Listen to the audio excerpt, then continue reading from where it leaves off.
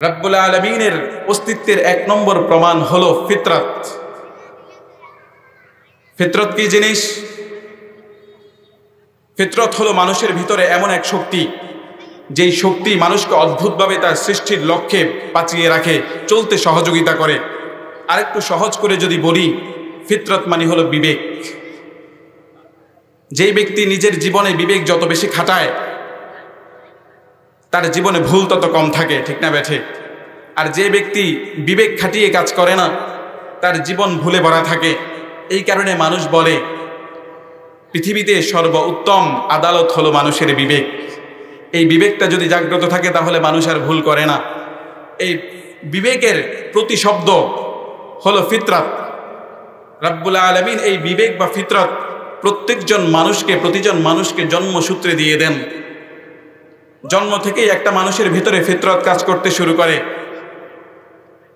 এবং মানুষ যত বাড়তে থাকে, বয়স যত হতে থাকে, তার ফিতরত তার ভিতরে আরো খুব প্রবলভাবে কাজ করতে শুরু করে।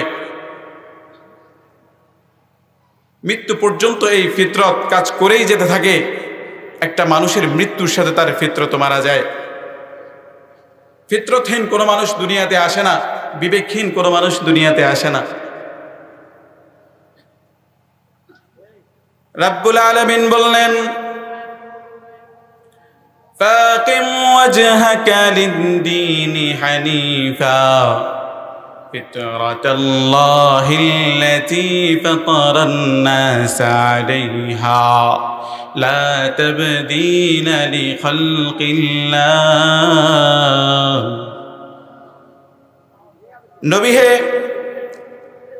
আপনি একনিষ্ঠতার সাথে এই দিনকে বাস্তবায়ন করার জন্য আপনার চেহারাকে আপনি সমুন্নত করেন, মানুষের মাঝে এই দিনকে আপনি ছড়িয়ে দেন।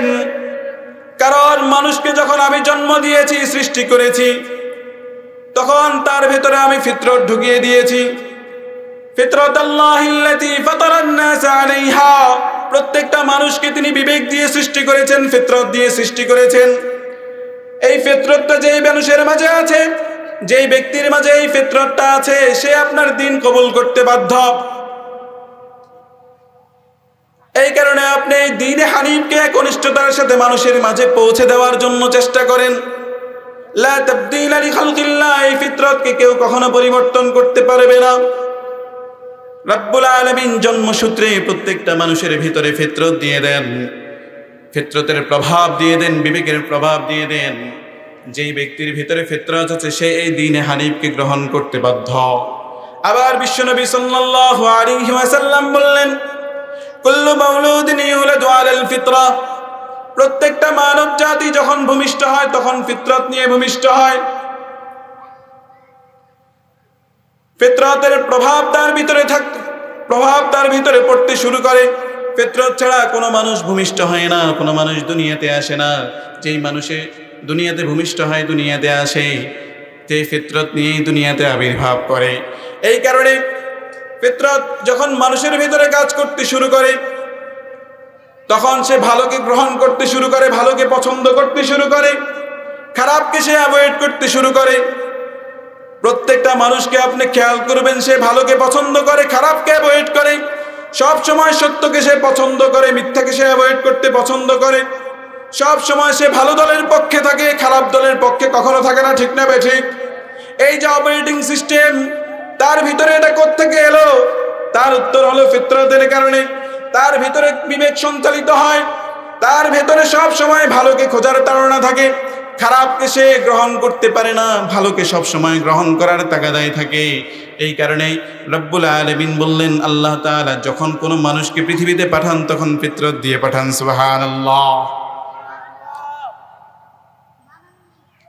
মানুষের ভিতরের এই ফিতরত রব্বুল আলামিনের অস্তিত্বের এক নম্বর প্রমাণ। রব্বুল আলামিনের অস্তিত্বের এক নম্বর প্রমাণ হলো মানুষের ভেতরের ফিতরত।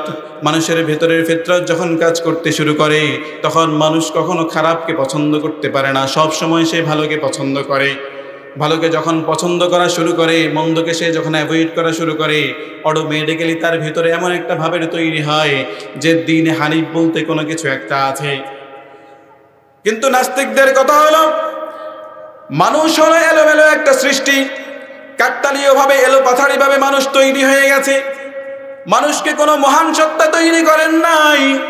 যেমনি ভাবে তারা বলেন এই পৃথিবীকে কেউ কোনো সত্তা তৈরি করে নাই, এই পৃথিবীর পিছনে কোনো কারিগরি নাই, পৃথিবীর ভিতরে পৃথিবী সৃষ্টি করার ক্ষেত্রে যেমনি ভাবে কোনো কারিগরি নাই, তেমনি ভাবে এই মহাবিশ্ব তৈরিতেও কোনো কারিগরি নাই। বরং এই মহাবিশ্ব এমনি এমনি তৈরি হয়ে গেছে।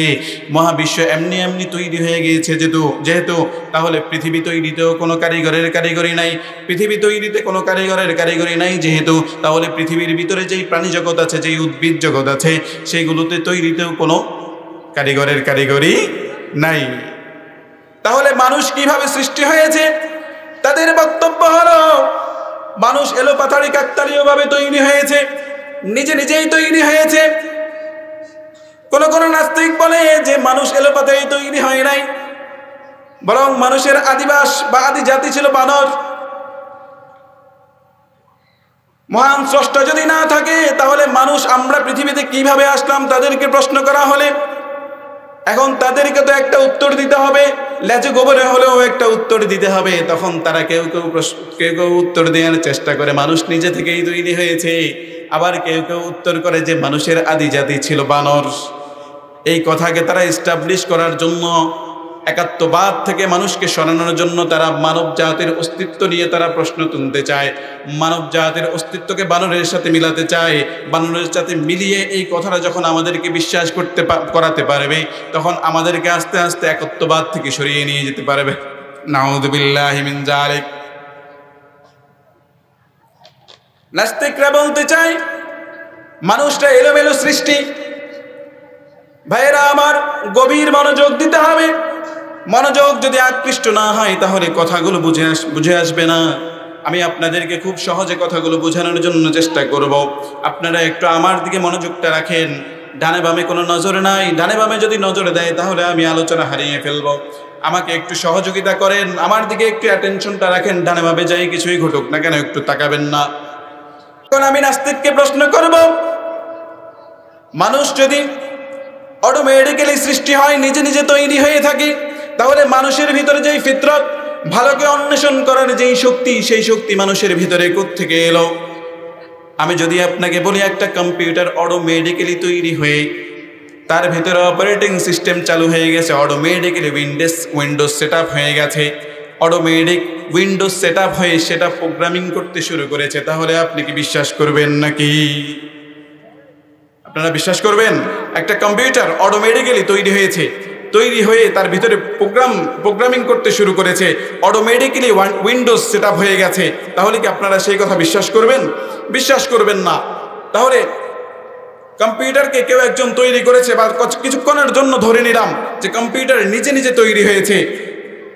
কম্পিউটার যদি নিজে তৈরি হয়েও থাকে, তার ভিতরে যে প্রোগ্রামিং যে সিস্টেম, সেই সিস্টেমটা নিজে কাজ করা সম্ভব নয়। কোনো একজন মানুষ তাকে যখন নিয়ন্ত্রণ করবে তখন সেটা নিয়ন্ত্রিত হবে। মানুষ যদি নিয়ন্ত্রণ না করে, কম্পিউটার নিজে নিয়ন্ত্রিত হয় না। তো কিছুক্ষণের জন্য তোমার কথা আমি মেনে নিলাম, মানুষ এলোমেলো জৈব রসায়নের বিক্রিয়ার ফলে তৈরি হয়েছে, মানুষ কাকতালীয়ভাবে তৈরি হয়েছে।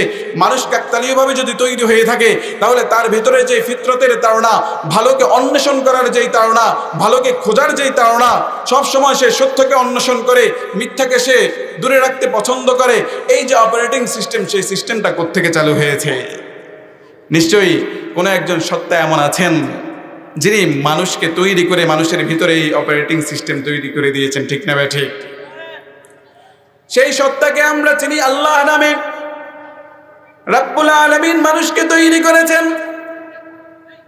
আমি সৃষ্টি হয়েছি আমার বাবা মায়ের মাধ্যমে, বাবা মা তার বাবা মায়ের মাধ্যমে, এইভাবে যেতে রব্বুল আলামিন হযরত আদম আলাইহিস সালাতু ওয়াস সালামকে তৈরি করলেন। আদম আলাইহিস সালাতু ওয়াস সালামকে তৈরি করে তিনি ফিতরত তার ভিতরে ঢুকিয়ে দিয়েছেন। বাবা আদম এবং হযরত হাওয়া আলাইহিস সালাতু ওয়াস সালাম থেকে ফিতরতের যেই বিবর্তন বা ফিতরতের যেই ক্রিয়া, সেই ক্রিয়া মানব জাতির ভিতরে ঢুকে গেছে। এখন পর্যন্ত আমি আপনার ভিতরে ফিতরতের প্রভাব আছে না নাই? এই ফিতরতের সাহায্যে রব্বুল আলামিনকে খুঁজে পাওয়া সম্ভব। কোন একজন ব্যক্তি যদি ভালোকে অন্বেষণ করতে চায়, সে রব্বুল আলামিনকে তালাশে ব্যস্ত হয়ে যায়, তাহলে একটা পর্যায়ে গিয়ে সে রব্বুল আলামিনকে খুঁজে পাবে। যেমনি ভাবে আমাদের জাতির পিতা হযরত ইব্রাহিম আলাইহিস সালাতু ওয়াস সালাম ফিতরতের তাড়নায় তিনি তার রবকে খুঁজে পেয়েছেন। আল্লাহু আকবার। আব্বু উপরে চলে আসেন, মঞ্চে আসেন, আসেন আপনি মঞ্চে আসেন।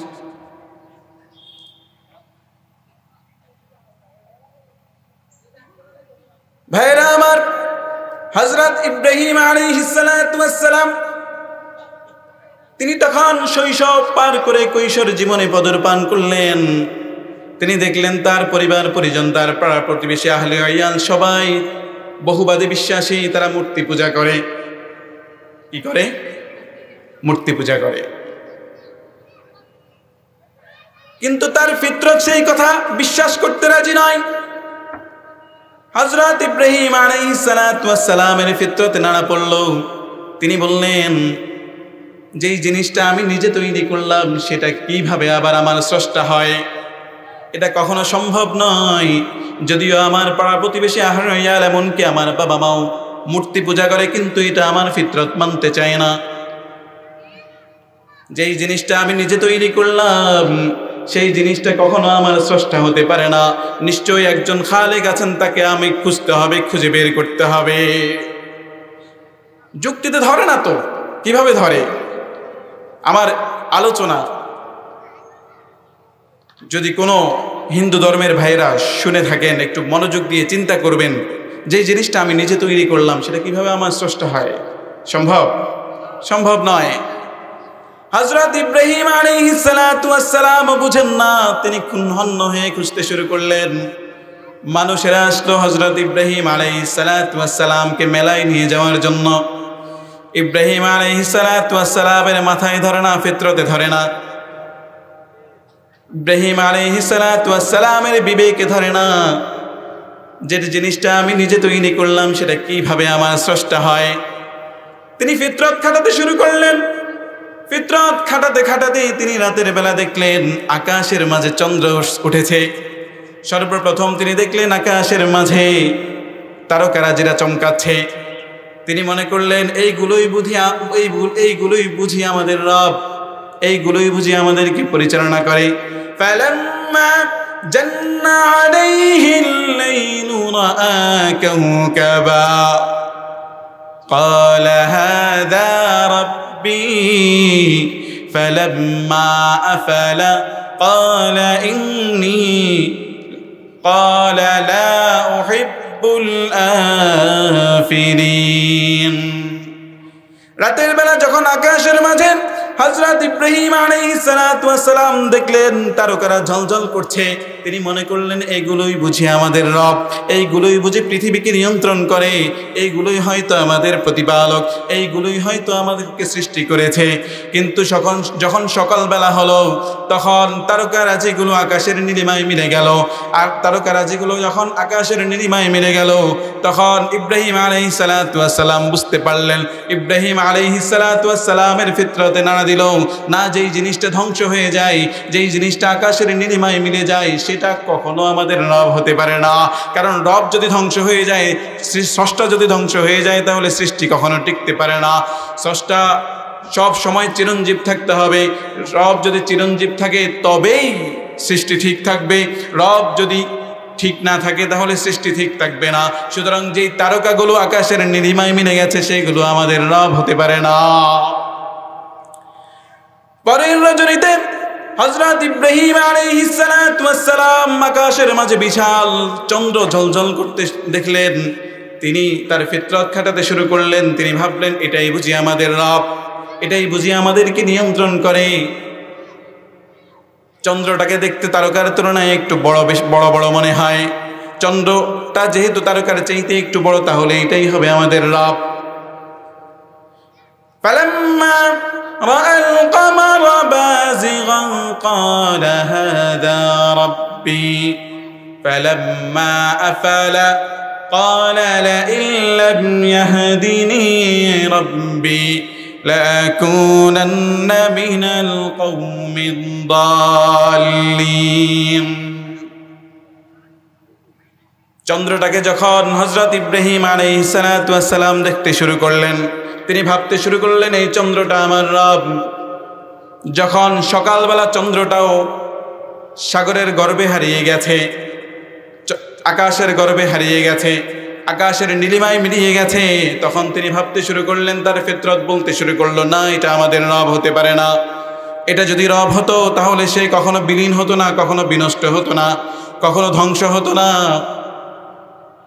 এরপর দিনের বেলার ইব্রাহিম আলাইহিস সালাতু ওয়াস সালাম সূর্য দেখতে শুরু করলেন, চাঁদের থেকেও একটু বড় বড় দেখা যায়। সূর্যটা চাঁদের চাইতে একটু বড়।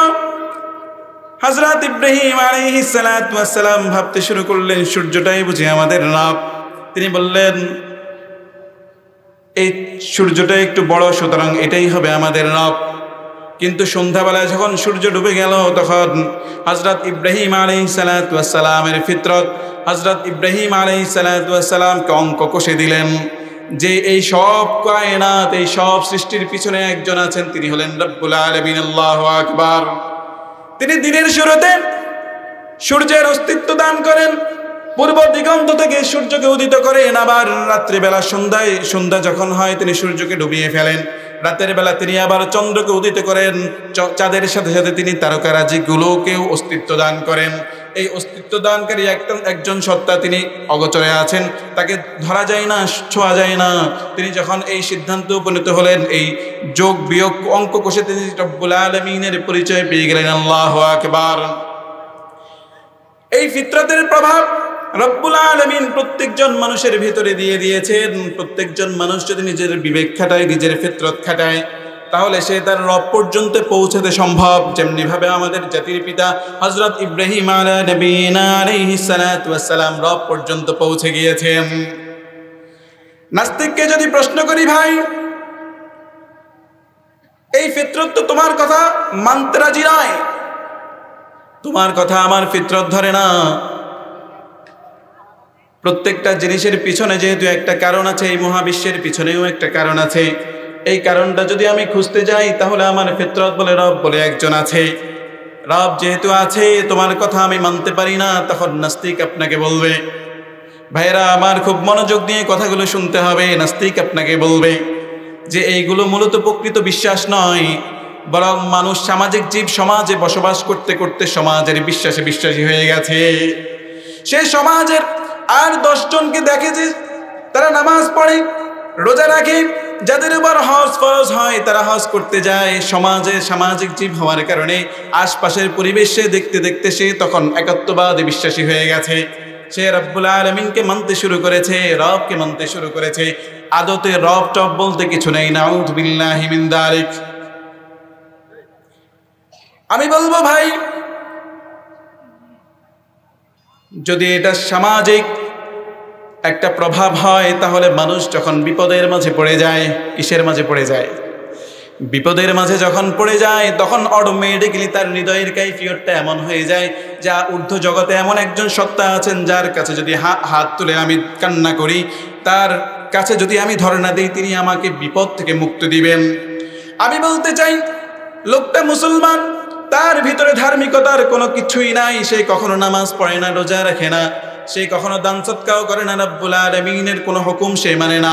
হতে পারে লোকটা হিন্দু, সে মুসলমানও নয়, হতে পারে সে খ্রিস্টান কিংবা অন্য কোনো ধর্মে বিশ্বাসী, কিন্তু যখন সে বিপদের মাঝে পড়ে যায়, যখন সে মুসিবতের মাঝে পড়ে যায়, মুসিবত তাকে যখন ঘিরে ধরে, তখন অটোমেটিক্যালি তার হৃদয়ের মাঝে এমন একটা ভাবের তৈরি হয়ে যায়, এমন একটা ভাব উদ্রেক হয় যে ঊর্ধ্ব জগতে এমন একজন সত্তা আছেন, তার কাছে হয়তো যদি হাত তুলে কান্নাকাটি করি, যদি দোয়া করি, তিনি হয়তো আমাকে সেই জায়গা থেকে মুক্তি দিবেন। ঠিক না ভাই? ঠিক। আমি আপনাদেরকে একটু প্রশ্ন করতে চাই, বিগত 1 সপ্তাহের মাঝে হুজুরের কাছে কোনো আশা নিয়ে অথবা কোনো বিপদে পড়ে দোয়া চেয়েছেন এমন কে আছেন? কষ্ট করে একটু হাতটা তুলে দেখাবেন। মসজিদের হুজুরের কাছে গত 1 সপ্তাহে দোয়া চেয়েছেন এমন কে কে আছেন? একটা হাতটা তুলে হাত জাগিয়ে একটু দেখাই। আচ্ছা, 1 সপ্তাহে না, পুরো জীবনে একবার হলেও হুজুরের কাছে দোয়া চেয়েছেন এমন কে কে আছেন? একটু হাতটা জাগিয়ে দেখান কষ্ট করে, মেহেরবানি করে। মাশাআল্লাহ, জাযাকুমুল্লাহ। আমরা হাত নামিয়ে ফেলি। আচ্ছা, প্রশ্ন করতে চাই, আপনারা হুজুরের কাছে দোয়া চেয়েছেন এই আশায় যে হুজুর আপনার সমস্যা সমাধান করে দিবে? আপনারা এই আশায় দোয়া চেয়েছেন হুজুর আপনার আশা পূরণ করে দিবে। কেন দোয়া চেয়েছেন? আপনাদের উত্তরটা আমি দেওয়ার চেষ্টা করি। হুজুরের কাছে আপনারা দোয়া চেয়েছেন এই জন্য যে হুজুর হয়তো এমন একজন সত্তার কাছে কান্নাকাটি করে দোয়া করবেন, যেই সত্তা কবুল করে নেবেন। ওই সত্তা যদি হুজুরের দোয়া কবুল করে নেয়, তিনি আমার প্রয়োজন পূরণ করে দিবেন, তিনি আমাকে বিপদ মুক্ত করে দিবেন, আমার আশা পূরণ করে দিবেন। ঠিক না ঠিক? এই যে হৃদয়ের ভিতরে এমন একটা ভাবের তৈরি হয়েছে, এই উদ্রেকটা, এই ভাবটা কোত্থেকে এলো নাস্তিক ভাই, আমাকে একটু বুঝিয়ে দেন। এখন নাস্তিক আপনাকে বলবে এই বিষয়টাও মানুষ সামাজিকভাবে বসবাস করার কারণে আর 10 জন মানুষকে দেখে যে বিপদে পড়লে আল্লাহর কাছে চাইতে হয়, এই কারণে সে চায়। নাস্তিক আপনাকে বলবে যেমনি ভাবে মানুষ অনেক কুসংস্কার বিশ্বাস করে, যেমন মানুষ বিশ্বাস করে যদি মানুষ দুইজনে একে অপরের মাথার মাঝে বাড়ি খায়, কিসে বাড়ি খায়? মাথায় মাথায় যদি বাড়ি খায়, একটা বাড়ি খেলেই হবে না, কারণ একটা বাড়ি খেলে সিংহ জিয়ে যাবে, দ্বিতীয় আর একটা বাড়ি খেতে হবে। মানুষ এই কথাটাও বিশ্বাস করে। আবার একটা পর্যায়ে মানুষ বিশ্বাস করতে থাকে যদি কেউ 1 লোকমা খাবার খায় সে পানিতে পড়ে যাবে, তাকে 2 লোকমা মিনিমাম খেতে হবে। 2 লোকমা যদি না খায় তাহলে সে পানিতে পড়ে যাবে, এমন কথাও বিশ্বাস করে। অথচ এই বিশ্বাসগুলোর কোনো বাস্তবতা নাই। এই বিশ্বাসগুলোর যেমনিভাবে কোনো বাস্তবতা নাই, তেমনিভাবে ঊর্ধ্ব জগতের যেই সত্তার কাছে মানুষ দোয়া করে সেই সত্তারও কোনো বাস্তবতা নাই। নাউযু বিল্লাহি মিন যালিক। আমি বলবো ভাই, মানুষের অন্যান্য বিশ্বাসগুলোর মতো রব্বুল আলামিনের বিশ্বাসটাও সেই রকম কোনো বিশ্বাস নয়। নাস্তিক প্রশ্ন করবে কেন ভাই, আমাকে একটু বুঝিয়ে দেন। আমি বলবো ভাই, মানুষ একটা সময় বিশ্বাস করতে থাকে যে মাথায় মাথায় বাড়ি খেলে সিংহ জিয়ে যায়, কিন্তু বয়স যখন একটা পূর্ণতায় যায় তখন সেই বিশ্বাসটাকে অমূলক মনে করে। এই কথাটা এখন পর্যন্ত বিশ্বাস করেন কে? একটু হাতটা তোলেন। মাথায় মাথায় বাড়ি খেলে সিংহ জিয়ে যায়, এই কথা এখন পর্যন্ত কেউ বিশ্বাস করেন? কিন্তু একটা পর্যায়ে বিশ্বাস করতেন কি করতেন না?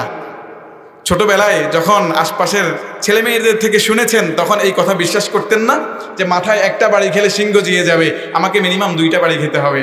আবার ছোটবেলায় আপনারা বিশ্বাস করতেন যে 1 লোকমা ভাত খেলে হয়তো পানিতে পড়ে যাব, 2য় লোকমা খেতে হবে। কিন্তু বয়স বাড়ার সাথে সাথে আপনি যখন দেখেছেন যে এই কথাগুলোর কোনো ভিত্তি নাই, এখন আপনি আর এইগুলোকে বিশ্বাস করেন না, ঠিক কিনা? কিন্তু বিপদে পড়লে রব্বুল আলামিনের কাছে চাইতে হয়, এই কথাটাকে অমূলক মনে করেন এমন কেউ এখানে আছেন? এমন কেউ এখানে পাওয়া যাবে না। তাহলে আমাদের বয়স বাড়ার সাথে সাথে আমরা বিশ্বাস করতে শুরু করেছি মাথায় মাথায় বাড়ি খেলে কোনো সমস্যা হয় না, 1 লোকমা খেলে কেউ কোনোদিন পানিতে পড়ে না। কিন্তু রব্বুল আলামিনের কাছে বিপদে পড়লে চাইতে হয়, সেই ধারণা কখনো অমূলক আমাদের ভিতরে আসে নাই, এই প্রশ্ন কখনো উদ্রেক হয় নাই। এমনকি মৃত্যু পর্যন্ত মানুষটা যদি মুসলমান না হয়, এমনকি ইহুদি হয়, খ্রিস্টান হয়, এমনকি সে যদি নাস্তিক হয়, সে যখন বিপদে পড়ে যায় তখন একজনের কাছে চাইতে সে বাধ্য হয়ে যায়। কিন্তু সে তার মস্তিষ্কের সাথে সে তখন যুদ্ধ করে সে তখন পরাস্ত হয়ে যায়, কারণ তার তো কোনো জায়গা নাই। নাস্তিকের কোনো জায়গা আছে হাত তুলে কান্না করার? কিন্তু আলহামদুলিল্লাহ আমাদের জায়গা আছে। রব্বুল আলামিন আমাদেরকে হেদায়েত দান করেছেন, আলহামদুলিল্লাহ লিমা হাদানা, তিনি আমাদেরকে হেদায়েত দান করেছেন, এই জন্য আমরা তার কাছে কৃতজ্ঞ। আমাদের মহান রব আছে, আমরা যখন বিপদে পড়ে যাই আমরা রব্বুল আলামিনের কাছে হাত তুলে কান্না করতে পারি, চাইতে পারি তিনি আমাদেরকে বিপদ মুক্ত করে দেন। ভাইরা আমার, গভীর মনোযোগ। মানুষটি বিপদে পড়লে উপরের একজন সত্তার কাছে ধর্ণা দিতে হয়, সেই কথাটা ঐতিহাসিকভাবেও প্রমাণিত, কোরআনিকভাবে প্রমাণিত। আপনাদেরকে আমি সবিনয়ে একটা প্রশ্ন করতে চাই। ফেরাউন খুব ভালো লোক ছিল, খুব নম্রভদ্র মানুষ ছিল, জীবনে সে এমন ভদ্র ছিল কারো উপর জুলুম করে নাই, ঠিক না ঠিক? কথা বলে না। ফেরাউন কি ভালো মানুষ ছিল না খারাপ মানুষ ছিল? জীবনে এমন কোনো অত্যাচার নাই সে করে নাই। সে শুধুমাত্র রব্বুল আলামিনের সাথে বিদ্রোহী ঘোষণা করে নাই, বরং নিজেকে খোদা দাবি করেছে। শুধু খোদা দাবি করলেও তো হতো, বরং সেই নিজেকে দাবি করেছে সে হলো সবচাইতে বড় খোদা। আনা রাব্বুকুমুল আ'লা, আমি হলাম সকল খোদার খোদা, আমার উপরে আর কোনো খোদা নাই। নাউযু বিল্লাহি মিন যালিক। ফেরাউন এই কথাটা নিজের জীবদ্দশায় মানুষের মাঝে প্রচার করেছে, এবং যে এই কথা মানে নাই তাকে সে হত্যা পর্যন্ত করতে দ্বিধা করে নাই। হযরত মূসা আলাইহিস সালাতু ওয়াস সালাম, হযরত হারুন আলাইহিস সালাতু ওয়াস সালাম ফেরাউনের কাছে একবার নয়, দুইবার নয়, শত শতবার দাওয়াত নিয়ে গেছে, কিন্তু ফেরাউনের কপালে হেদায়েত নসিব হয় নাই। সে রব্বুল আলামিনের সাথে বিদ্রোহ করা সে কখনো ছাড়ে নাই, এমনকি মৃত্যু পর্যন্ত সে রব্বুল আলামিনের সাথে বিদ্রোহ করেই গেছে, নিজেকে খোদা দাবি করেই গেছে। ফেরাউন যখন মিশর থেকে বনি ইসরাইলকে তাড়াতে চাইল, সে একটা পর্যায়ে পদক্ষেপ গ্রহণ করলো, বনি ইসরাইলকে মিশরে থাকতে দেয়া যাবে না। বনি ইসরাইল যদি মিশরের মাঝে থাকে তাহলে আমার ঘুম হারাম করে ফেলবে। হযরত মূসা আলাইহিস সালাতু ওয়াস সালাম একের পর এক মুআজিজা আনতে শুরু করেছে। এই মুআজিজাগুলোর সামনে মানুষেরা মাথা নত করতে শুরু করেছে। মানুষেরা যদি এইভাবে মাথা নত করতে থাকে তাহলে একটা পর্যায়ে আমার রাজত্বের ইতি হয়ে যাবে, আমি আমার রাজত্ব টিকিয়ে রাখতে পারবো না। এই কারণে বনি ইসরাইলকে মিশর ছাড়া করতে হবে। মূসা আলাইহিস সালাতু ওয়াস সালাম একবার সাপের মুআজিজা নিয়ে আসলেন, সেখানেও ফেরাউন পরাস্ত হয়েছে। হযরত মূসা আলাইহিস সালাতু ওয়াস সালাম ছোটবেলায় ফেরাউনকে একটা থাপ্পড় মারছিলেন, জানেন কি জানেন না? একের পর এক মুআজিজা রব্বুল আলামিন হযরত মূসা আলাইহিস সালাতু ওয়াস সালামের মাঝে বাস্তবায়ন করতে শুরু করলেন। ফেরাউন সিদ্ধান্ত নিল মূসা এবং তার গোষ্ঠীকে মিশরে থাকতে দেয়া যাবে না, তাদেরকে মিশর ছাড়া করতে হবে। সে একদিন হযরত মূসা আলাইহিস সালাতু ওয়াস সালাম সহ বনি ইসরাইলকে ধাওয়া করলো, মিশর থেকে তাড়িয়ে দিবে। মূসা আলাইহিস সালাতু ওয়াস সালাম এবং তার দলবল যেতে যেতে সামনে পড়ল নীল নদ। তিনি রব্বুল আলামিনের আদেশে, রব্বুল আলামিনের হুকুমে নীল নদের মাঝে আঘাত করলেন লাঠি দ্বারা, সেখানে 12টা রাস্তা হয়ে গেল। সেই রাস্তা দিয়ে বনি ইসরাইল এবং হযরত মূসা আলাইহিস সালাতু ওয়াস সালাম পার হয়ে গেলেন। আল্লাহু আকবার। কিন্তু ফেরাউনের লোকজন এবং ফেরাউন যখন ওই রাস্তা অতিক্রম করতে শুরু করলো তখন নীল নদের পানিগুলো মিলিয়ে গেল। ইতিহাস আপনারা জানেন কি জানেন না? ফেরাউন এবং তার দলবল ঢুকতে শুরু করলো, ফেরাউন মরতে বসেছে। যখন প্রাণ যায় যায় অবস্থা, তখন ফেরাউনও আর ঠিক থাকতে পারে নাই। তখন সে উপরের এমন একজন, সে তখন বিশ্বাস করতে শুরু করেছে যে উপরে এমন একজন সত্তা আছে, তার কাছে যদি আমি পানা চাই তিনি হয়তো আমাকে এই বিপদ থেকে মুক্ত করে দিবেন। সুবহানাল্লাহ। ফেরাউন বলতে শুরু করেছে, লা ইলাহা ইল্লাল্লাযী আমানাত বিহি বনু ইসরাঈল ওয়া ইন্নী মিনাল মুসলিমিন। আল্লাহু আকবার। ফেরাউন তখন বলতে শুরু করেছে, বনি ইসরায়েলরা যেই রবের প্রতি ঈমান এনেছে, যেই রবকে বিশ্বাস করেছে, যেই রবকে তারা এক হিসাবে মেনেছে, আমি তার উপর ঈমান নিয়ে আসলাম। তিনি ছাড়া আর কোনো ইলাহ নাই, তিনি ছাড়া আর কোনো মাবুদ নাই, তিনি ছাড়া আর কোনো উপাস্য নাই। আমি মুসলমানদের কাতারের অন্তর্ভুক্ত হয়ে গেলাম। কিন্তু পড়া কপাল ফেরাউন, তখন তার সময় শেষ হয়ে গেছে। রব্বুল আলামিন মৃত্যুর গড়গড়া শুরু হয়ে গেলে তওবা তখন আর কবুল করেন না।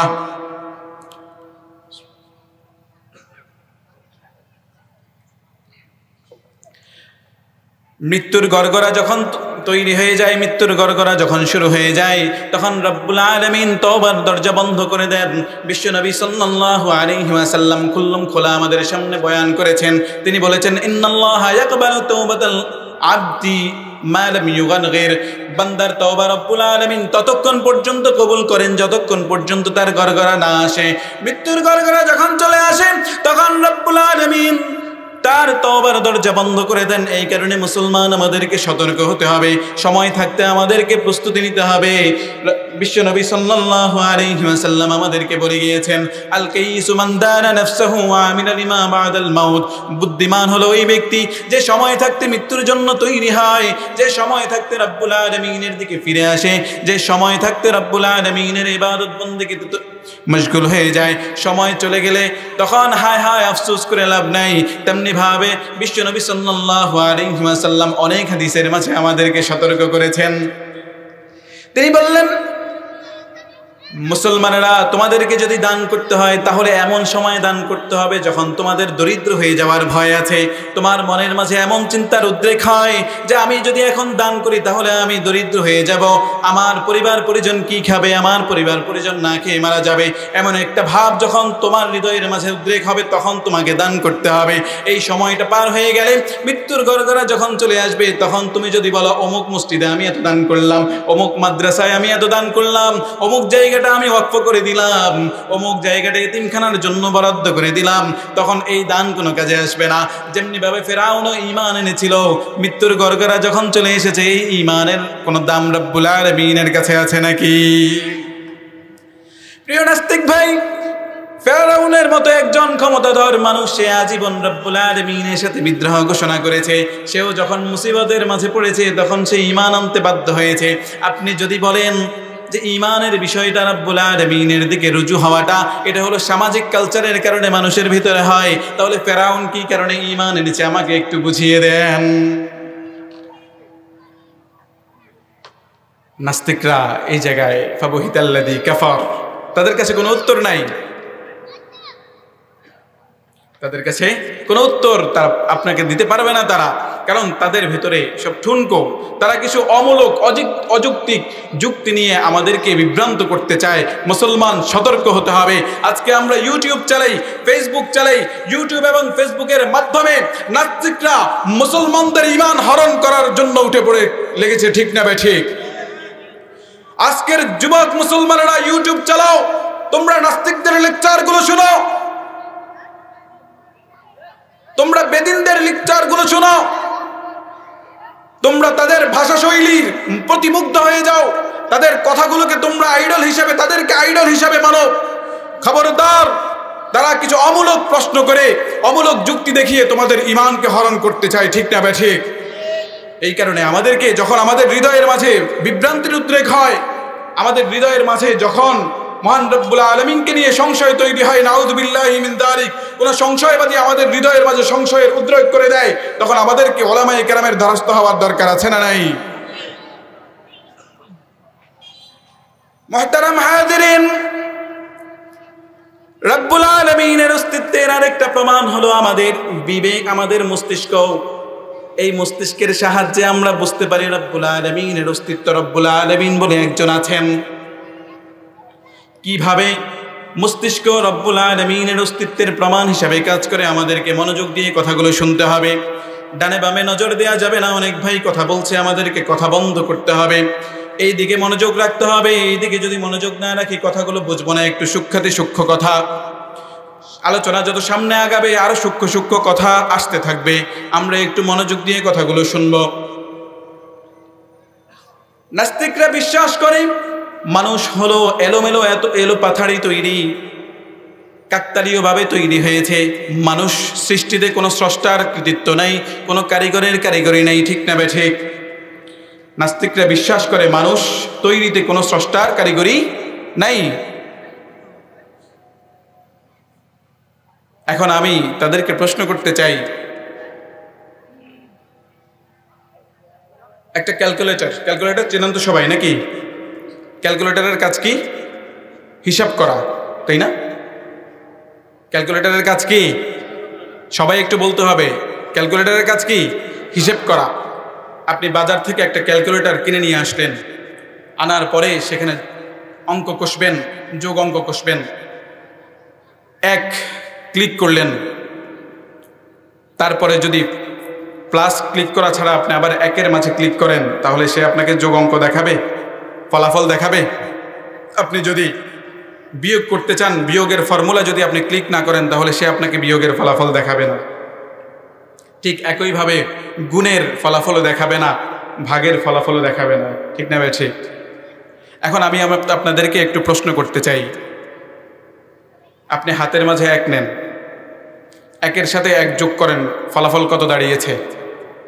সবাই একটু বলেন।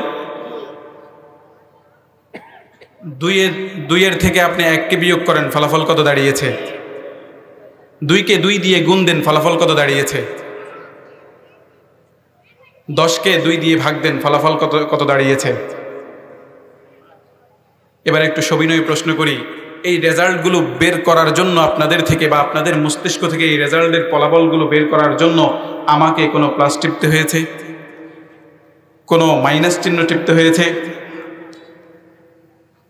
একটা ক্যালকুলেটর কিছুক্ষণের জন্য ধরে নিলাম সে এলোপাথারি তৈরি হয়ে গেছে, অথবা ধরে নিলাম কোনো স্রষ্টা তাকে সৃষ্টি করেছে, তার ভেতর থেকে যদি আপনি ফলাফল বের করে আনতে হয় তাহলে আপনাকে প্লাস টিপতে হয়, মাইনাস টিপতে হয়, গুণ টিপতে হয়, ভাগ টিপতে হয়। কিন্তু মানুষের মস্তিষ্কের মাঝে রব্বুল আলামিন বা যাই হোক মানুষের মস্তিষ্কের মাঝে এমন একটা জ্ঞান অটোমেটিক্যালি চলে এসেছে যে মানুষের ভিতর থেকে কোনো ফলাফল তৈরি করার জন্য কোনো বাটন টিপতে হয় না। প্রিয় নাস্তিক ভাই, মানুষ যখন কোনো মেশিনারি তৈরি করে, কোনো স্রষ্টা যখন কোনো মেশিনারি তৈরি করে, ধরে নিলাম সে কম্পিউটার বানিয়েছে, কম্পিউটারের ভেতরে আপনি মাইক্রোসফট এক্সেল আপনি ইনস্টল করলেন, সেখানে আপনি যোগ বিয়োগ করুন ভাগ করবেন, সেখান থেকে ফলাফল যদি বের করতে হয় আপনাকে প্লাস মাইনাসের ফর্মুলা দিতে হয়। প্লাস মাইনাসের ফর্মুলা যদি আপনি অ্যাপ্লাই না করেন সে আপনাকে ফলাফল দিবে না। কিন্তু মানুষের বিবেকের মাঝে, মানুষের মস্তিষ্কের মাঝে এমন একটা যন্ত্র আছে, অটোমেটিক্যালি আছে, যেই মস্তিষ্ক অটোমেটিক কিছু ফলাফল আমাকে দান করতে পারে। তার জন্য কোনো প্লাসও টিপতে হয় না, মাইনাসও টিপতে হয় না।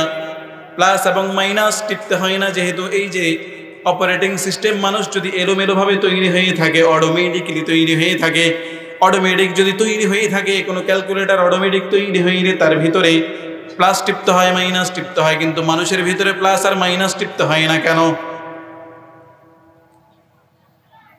সে আপনাকে কোনো উত্তর দিতে পারবে না। তখন আমি বলবো, নাস্তিক ভাই, মানুষের ভিতরে যেহেতু কোনো প্লাসের চিহ্ন নাই, মাইনাসের চিহ্ন নাই, মানুষ অটোমেটিক কিছু ফলাফল তৈরি করতে পারে। ফলাফল তৈরি করার এই তাগাদায় সে এমন কিছু আবশ্যকীয় জ্ঞানও হাসিল করতে পারে যেটা সে তার অভিজ্ঞতার মাধ্যমে বুঝতে পারে।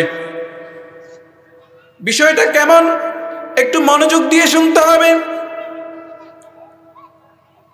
মানুষ তার অনুভূতির মাধ্যমে কিছু ফলাফল তৈরি করতে পারে, এই ফলাফলের মাধ্যমে জ্ঞান অর্জন করতে পারে। যেমন মানুষ তার আবশ্যকীয় জ্ঞানের সাহায্যে একটা বিষয়ের ফলাফল তৈরি করেছে যে প্রত্যেকটা জিনিসের একটা কারণ আছে। কি আছে? যেই জিনিসটা সংঘটিত হয় তার পেছনে একটা কারণ থাকতে হয়। তবে আপনারা দেখতে পাচ্ছেন এই হর্নগুলো থেকে আওয়াজ বের হচ্ছে, এই মাইকগুলো থেকে আওয়াজ বের হচ্ছে, তার পেছনের কারণ হলো আমি এখানে কথা বলছি, আমি যতক্ষণ এখানে কথা বলবো এই হর্নগুলো থেকে আওয়াজ বের হতে থাকবে, আমি এখানে কথা বলা স্টপ করে দিব, হর্নগুলো বন্ধ হয়ে যাবে। ঠিক না বে ঠিক? ঠিক একইভাবে আপনারা এখানে এসে বসেছেন কারণ আজকে এখানে লাইটিং করা হয়েছে, প্যান্ডেল সাজানো হয়েছে, একটা আয়োজন করা হয়েছে। এই আয়োজনটা যদি আজকে করা না হতো আপনারা এখানে আসতেন নাকি? আপনারা এখানে আসার পেছনের কারণ হলো এখানে এই ইন্তজাম করা হয়েছে। আপনারা মসজিদ নির্মাণ করেন কেন? কারণ মসজিদে নামাজ পড়তে হয়। আপনি যদি এইভাবে আপনি জাবেতা মেলানো শুরু করেন, যোগ বিয়োগ মেলানো শুরু করেন, দেখবেন মানুষ যাই কিছু করে না কেন, যেইখানেই যাক না কেন, সেখানে সে এমন একটা ফলাফল পাবে যে যেই কাজটা সেই করেছে তার পিছনে একটা কারণ আছে। কারণ ছাড়া মানুষের কোনো কিছুই সংগঠিত হয় না। এই ব্যাপারটা নাস্তিকরাও মেনে চলে, তারা তাদের জীবদ্দশাও সেই কথাটা মেনে চলে। সে ঘুম থেকে জাগ্রত হয় কারণ সকাল হয়ে গিয়েছে, সকাল যদি না হতো সে ঘুম থেকে জাগ্রত হতো না। আবার সে রাতের বেলা ঘুমোতে যায় কারণ রাত হয়ে গেছে, এই কারণে সে আবার ঘুমাতে যায়। তার শরীর টায়ার্ড হয়ে গেছে, এই কারণে সে ঘুমাতে যায়, কারণ তার প্রত্যেকটা কাজের পিছনে কারণ আছে। এই নিয়মটা, এই ফর্মুলাটা সে নিজেও মেনে চলে। এখন আমি যদি কথা বলতে বলতে যাবে তা মিলাতে কায়দা মিলাতে নাস্তিককে প্রশ্ন করি, ভাই এই পৃথিবীটা তৈরি হলো, এই মহাবিশ্ব তৈরি হলো, তার পিছনে কি কোনো কারণ নাই? কেউ ভাই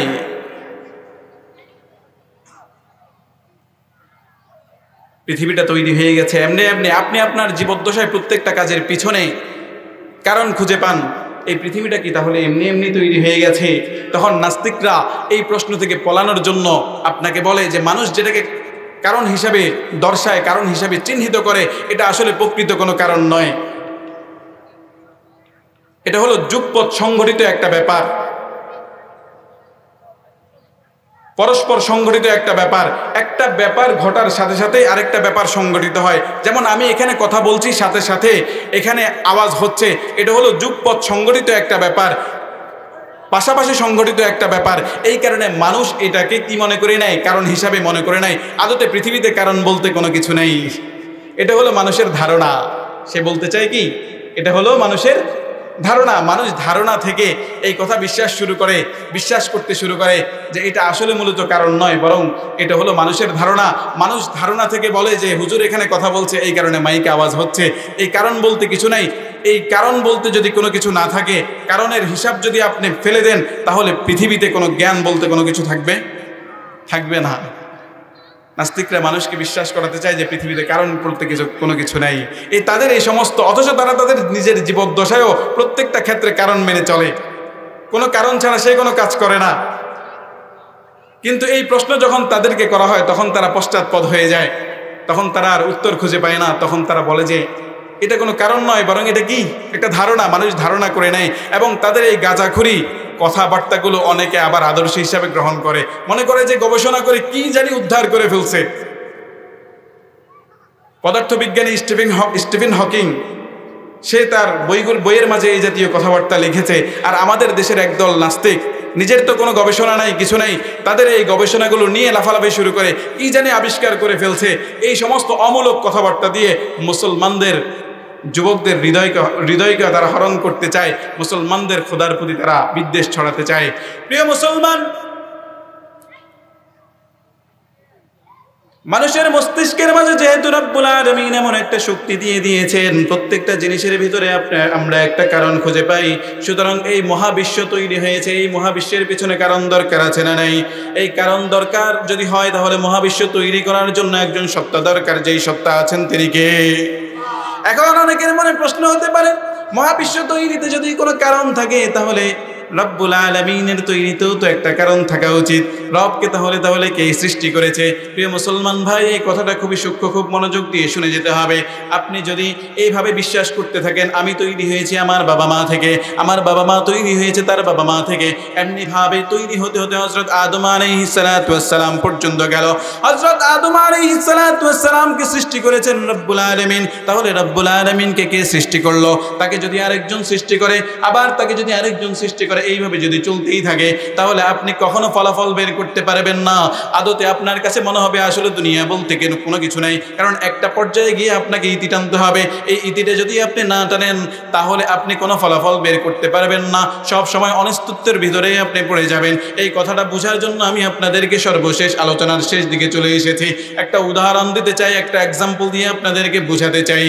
একজন কয়েদিকে মুক্তি দেওয়া হবে, কি করা হবে? একজন কয়েদিকে মুক্তি দেওয়া হবে। তখন তার সৈনিককে বলা হলো তুমি কয়েদিকে মুক্তি দাও, এই বন্দীকে মুক্তি দাও। সৈনিক বলল যদি আমার ক্যাপ্টেন যদি কিছু না বলে তাহলে আমি তাকে মুক্তি দিতে পারবো না।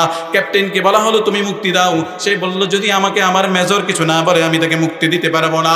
মেজরকে বলা হলো আপনি এই কয়েদিকে মুক্তি দেন। মেজর বলল লেফটেন্যান্ট কর্নেল যদি কোনো কিছু না বলে আমি তাকে মুক্তি দিতে পারবো না।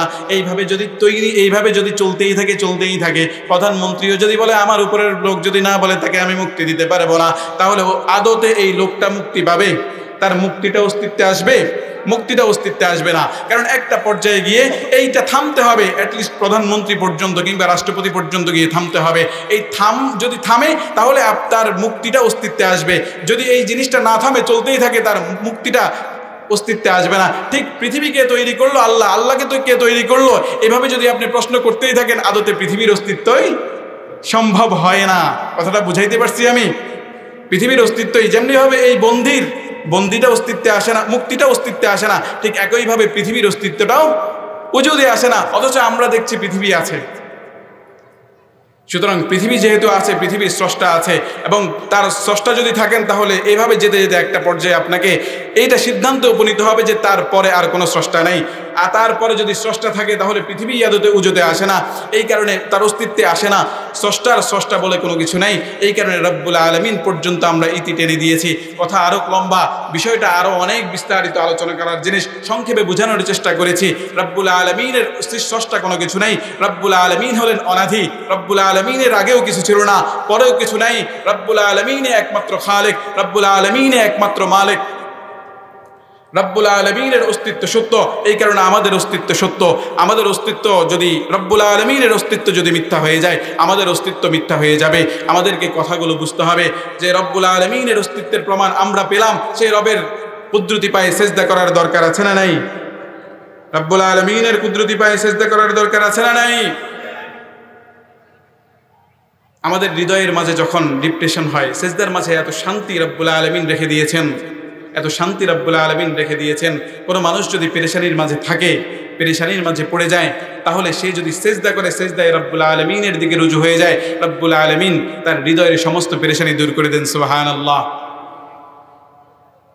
বিশ্বনবী সাল্লাল্লাহু আলাইহি ওয়াসাল্লামকে রব্বুল আলামিন ডাক দিয়ে বলেন, নো আমার নবী, আপনাকে কুফফারে মক্কা অনেক যন্ত্রণা দেয়, আপনাকে কবি বলে, আপনাকে গণক বলে, আপনাকে মিথ্যুক বলে, মিথ্যাবাদী বলে, সেই বিষয়টা আমি বুঝি।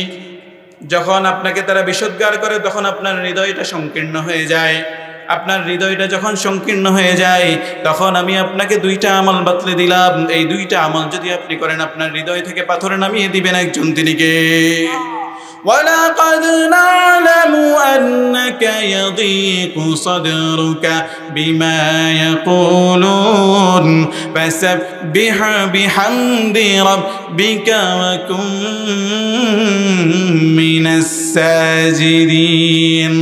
নবী, তারা আপনাকে যে বিষোদ্গারগুলো করে, এই বিষোদ্গারগুলো শুনে যখন আপনার হৃদয়টা সংকীর্ণ হয়ে যায়, তখন সাথে সাথে আপনি আপনার রবকে স্মরণ করবেন, সাথে সাথে সেজদায় লুটিয়ে পড়ে যাবেন। লুটিয়ে যদি পড়েন, আপনার রবকে যদি স্মরণ করেন, আপনার হৃদয় থেকে সকল ডিপ্রেশন দূর করে দিবেন একজন, তিনি কে? সেজদার আরো অনেক উপকারিতা আছে।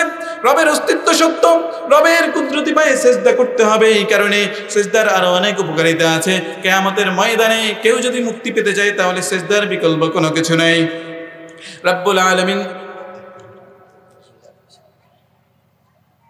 রব্বুল আলামিন কিয়ামতের ময়দানে সকল বান্দাকে তিনি সিজদা করার হুকুম দিবেন।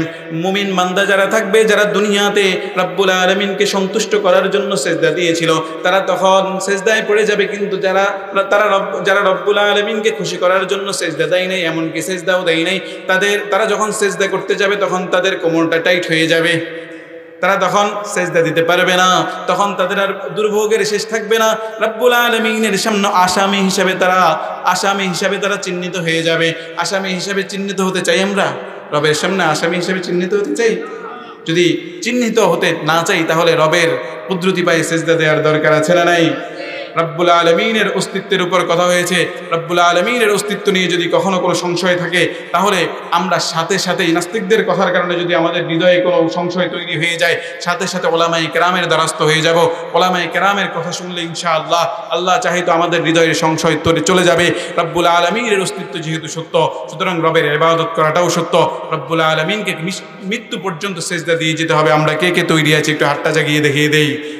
ওয়ামা তৌফিক ইল্লা বিল্লাহ। আল্লাহ তাআলা আমাদেরকে তৌফিক দান করেন, মৃত্যু পর্যন্ত আল্লাহ তাআলার ইবাদতে মশগুল থাকার তৌফিক দান করেন, আমিন। ওয়া আখির দাওয়ানা আলহামদুলিল্লাহি রাব্বিল আলামিন। হাযা মা ইনদি ওয়া সাওয়াবু ইনদাল্লাহ। ওয়া আখির দাওয়ানা আলহামদুলিল্লাহি রাব্বিল আলামিন।